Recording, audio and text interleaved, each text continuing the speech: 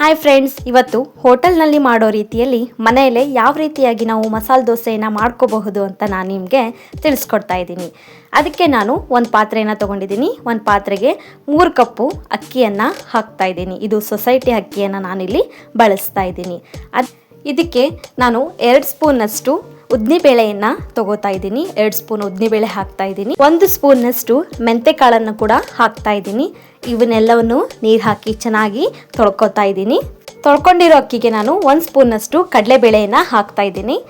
ಅಕ್ಕಿ ನೆನೆಯುವಷ್ಟು ನೀರು ಹಾಕಿ ಒಂದು 5 ರಿಂದ 6 ತಾಸು ನಾನು ಏನು ಮಾಡ್ತಾ ಇದ್ದೀನಿ, ಅಕ್ಕಿಯನ್ನು ನೆನೆಸ್ಕೋತಾ ಇದ್ದೀನಿ. ನೋಡ್ತಾ ಇರ್ಬೋದು ಅಕ್ಕಿ ಯಾವ ರೀತಿಯಾಗಿ ನೆಂದಿದೆ ಅಂತ. 5 ತಾಸು ಆದಮೇಲೆ ಇದನ್ನು ನಾನು ಒಂದು ಮಿಕ್ಸಿ ಜಾರ್ಗೆ ಗ್ರೈಂಡ್ ಮಾಡಲಿಕ್ಕೆ ಅಕ್ಕಿಯನ್ನು ಹಾಕೋತಾ ಇದ್ದೀನಿ. ಇಲ್ಲಿ ನಾನು ಗ್ರೈಂಡ್ ಮಾಡಲಿಕ್ಕೆ ಅಕ್ಕಿ ಜೊತೆಗೆ ಸ್ವಲ್ಪ ಅನ್ನವನ್ನು ಕೂಡ ಹಾಕ್ತಾ ಇದ್ದೀನಿ. ಅನ್ನ ಹಾಕೋದ್ರಿಂದ ದೋಸೆ ತುಂಬ ಚೆನ್ನಾಗಿ ಬರುತ್ತೆ. ಈಗ ಗ್ರೈಂಡ್ ಮಾಡ್ಕೋತಾ ಇದ್ದೀನಿ. ಸ್ವಲ್ಪ ನೀರನ್ನು ಹಾಕೋತಾ ಮಿಕ್ಸ್ ಮಾಡ್ಕೋತಾ ಗಟ್ಟಿಯಾಗಿ ನಾವು ಗ್ರೈಂಡ್ ಮಾಡ್ಕೋಬೇಕು. ನೋಡಿ, ಈ ರೀತಿಯಾಗಿ ಗ್ರೈಂಡ್ ಆಗಬೇಕು. ಗ್ರೈಂಡ್ ಆಗಿರೋ ಹಿಟ್ಟನ್ನು ನಾನು ಒಂದು ಪಾತ್ರೆಗೆ ಹಾಕ್ಕೊಂಡು ಮಿಕ್ಸಿ ಜಾರಿಗೆ ಸ್ವಲ್ಪ ನೀರನ್ನು ಹಾಕ್ಕೋತಾ ಇದ್ದೀನಿ. ಈಗ ಈ ಹಿಟ್ಟಿಗೆ ನಾನು ಸ್ವಲ್ಪ ಅಕ್ಕಿ ಹಿಟ್ಟನ್ನು ಹಾಕ್ತಾ ಇದ್ದೀನಿ. ಅಕ್ಕಿ ಹಿಟ್ಟು ಹಾಕೋದ್ರಿಂದ ದೋಸೆ ಕ್ರಿಸ್ಪಿಯಾಗಿ ಬರಲಿಕ್ಕೆ ಕಾರಣ ಆಗುತ್ತೆ. ನಾನಿಲ್ಲಿ ಅರ್ಧ ಕಟ್ ಮಾಡಿರೋ ಈರುಳ್ಳಿನ ಈ ಹಿಟ್ಟಿಗೆ ಮಿಕ್ಸ್ ಮಾಡ್ತಾ ಇದ್ದೀನಿ. ಇದರಿಂದ ಹಿಟ್ಟು ಚೆನ್ನಾಗಿ ಉಬ್ಬಿ ಬರುತ್ತೆ. ಇವಾಗ ಹಿಟ್ಟು ರೆಡಿಯಾಗಿದೆ. ನಾವು ಇದನ್ನು 8 ತಾಸು ನೆನೆಯಲಿಕ್ಕೆ ಬಿಡಬೇಕು. 8 ತಾಸು ಹಿಟ್ಟು ಚೆನ್ನಾಗಿ ನೆನ್ಕೊಂಡಿದೆ. ಈ ನೆನ್ಕೊಂಡಿರೋ ಹಿಟ್ಟು ನೋಡ್ತಾ ಇರ್ಬೋದು ನೀವೇ ಎಷ್ಟು ಚೆನ್ನಾಗಿ ಉಬ್ಬಿ ಬಂದಿದೆ ಅಂತ. ಈಗ 8 ತಾಸು ಹಿಂದೆ ಹಾಕಿರೋ ಈರುಳ್ಳಿನ ನಾನು ಹಿಟ್ಟಿಂದ ತೆಗಿತಾ ಇದ್ದೀನಿ. ದೋಸೆ ಚೆನ್ನಾಗಿ ಕಲರ್ ಬರಬೇಕು, ರೆಡ್ಡಿಶ್ ಆಗಿ ಬರಬೇಕು ಅಂತ ನಾನಿಲ್ಲಿ ಹಿಟ್ಟಿಗೆ ಸಕ್ಕರೆಯನ್ನು ಮಿಕ್ಸ್ ಮಾಡ್ಕೋತಾ ಇದ್ದೀನಿ.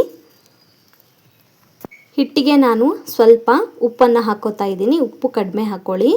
ಈಗ ಎರಡನ್ನೂ ಮಿಕ್ಸ್ ಮಾಡ್ಕೋತಾ ಇದ್ದೀನಿ. ಮಿಕ್ಸ್ ಮಾಡಿಕೊಂಡಿರೋ ಈ ಹಿಟ್ಟನ್ನು ಅರ್ಧ ಗಂಟೆ ನೆನೆಯಲಿಕ್ಕೆ ಬಿಡ್ತಾ ಇದ್ದೀನಿ. ಈಗ ಗ್ಯಾಸನ್ನು ಆನ್ ಮಾಡಿಕೊಂಡು ನಾನು ದೋಸೆ ಹಂಚನ್ನು ಇಡ್ತಾ ಇದ್ದೀನಿ. ಅದಕ್ಕೆ ಸ್ವಲ್ಪ ಎಣ್ಣೆಯನ್ನು ಕೂಡ ಹಚ್ಕೋತಾ ಇದ್ದೀನಿ. ಎಣ್ಣೆಯನ್ನು ಹಚ್ಕೊಳೋದ್ರಿಂದ ದೋಸೆ ತಳ ಹಿಡಿದೇ ಇರೋ ಥರ ಇದು ನೋಡ್ಕೊಳ್ಳುತ್ತೆ.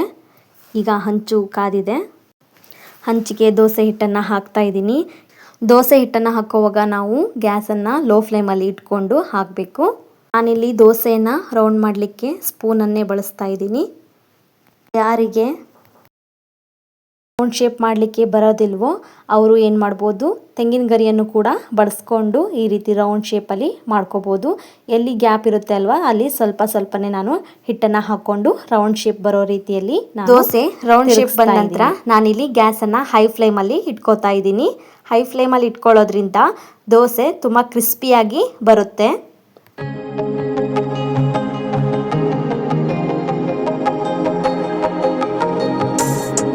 ದೋಸೆ ಮೇಲೆ ಸ್ವಲ್ಪ ಎಣ್ಣೆಯನ್ನು ಹಾಕ್ತಾ ಇದ್ದೀನಿ. ಇವಾಗ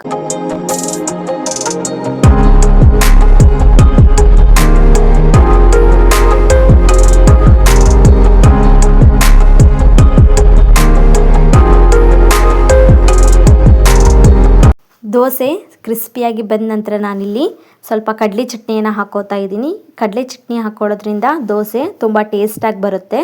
ಮತ್ತು ಮಕ್ಕಳಿಗೂ ಕೂಡ ಇದು ತುಂಬ ಇಷ್ಟ ಆಗುತ್ತೆ.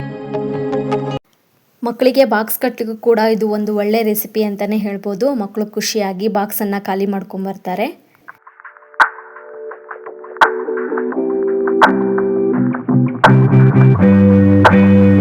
ಇಲ್ಲಿ ಕಡ್ಲಿ ಚಟ್ನಿ ದೋಸೆಗೆ ಚೆನ್ನಾಗಿ ಹಿಡ್ಕೊಳ್ಳಿ ಅಂತ ನಾನಿಲ್ಲಿ ಸ್ವಲ್ಪ ಎಣ್ಣೆಯನ್ನು ಕೂಡ ಹಾಕೋತಾ ಇದ್ದೀನಿ.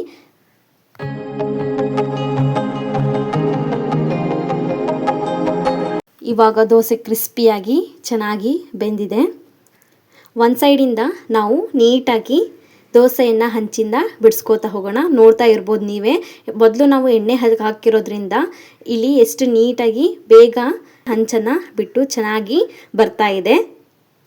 ನೋಡ್ಬೋದು ಯಾವುದೇ ರೀತಿಯ ತಳ ಹಿಡ್ದಿಲ್ಲ. ಯಾವ ರೀತಿ ಕ್ರಿಸ್ಪಿಯಾಗಿ ಮಸಾಲೆ ದೋಸೆಯನ್ನು ಮಾಡ್ಬೋದು ಅನ್ನೋದನ್ನ ತಿಳ್ಕೊಂಡಿದ್ದೀರಾ ಅಂತ ನಾನು ಅಂದ್ಕೊಂಡಿದ್ದೀನಿ. ಈ ವಿಡಿಯೋ ಇಷ್ಟ ಆದರೆ ಲೈಕ್ ಮಾಡಿ, ಕಮೆಂಟ್ ಮಾಡಿ ಮತ್ತು ಶೇರ್ ಮಾಡಿ, ಸಬ್ಸ್ಕ್ರೈಬ್ ಆಗೋದನ್ನು ಮರಿಬೇಡಿ. ಈ ಕ್ರಿಸ್ಪಿಯಾಗಿರುವಂತಹ ಮಸಾಲೆ ದೋಸೆಯನ್ನು ಆಲೂಗಡ್ಡೆ ಪಲ್ಯ ಜೊತೆಗೆ ಮತ್ತು ಕೊಬ್ಬರಿ ಚಟ್ನಿ ಜೊತೆಗೆ ತಿಂದರೆ ತುಂಬ ರುಚಿಯಾಗಿರುತ್ತೆ. ಇದನ್ನು ನೀವು ನಿಮ್ಮ ಪ್ರೀತಿ ಪಾತ್ರರಿಗೆ ಬಾಕ್ಸಿಗೂ ಕೂಡ ಹಾಕಿ ಕಟ್ಟಿಕೊಡ್ಬೋದು. ಮಕ್ಕಳಿಗೂ ಕೂಡ ಇದು ತುಂಬ ಇಷ್ಟ ಆಗುತ್ತೆ ಅಂತಲೇ ಹೇಳ್ಬೋದಾಗಿದೆ. ವಿಡಿಯೋ ನೋಡಿದ್ದಕ್ಕಾಗಿ ಧನ್ಯವಾದಗಳು.